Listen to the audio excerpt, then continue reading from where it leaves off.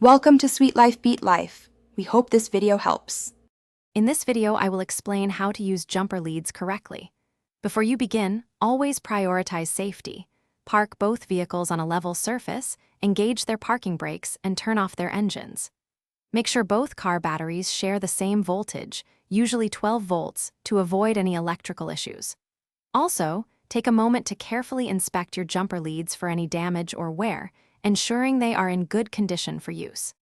Now, let's connect the cables in the proper order for a safe jump start. First, attach one red positive clamp to the positive terminal of the dead battery.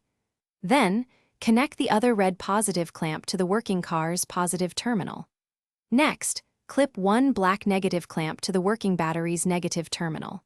For the final connection, secure the remaining black negative clamp to an unpainted metal part of the dead vehicle's engine block, creating a safe ground away from the battery.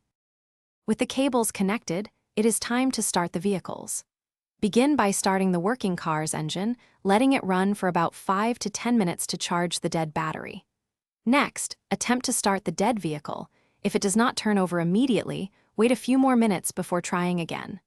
Once the dead vehicle's engine is running, carefully disconnect the jumper leads in the reverse order, starting with the black negative clamps first. After a successful jump start, remember these key tips for long-term car health. Drive the recently revived vehicle for at least 20 minutes, or ideally about 30 minutes, to ensure its battery recharges properly. If your car frequently needs jump starts, it might indicate a deeper issue, so have your battery and charging system thoroughly inspected by a professional.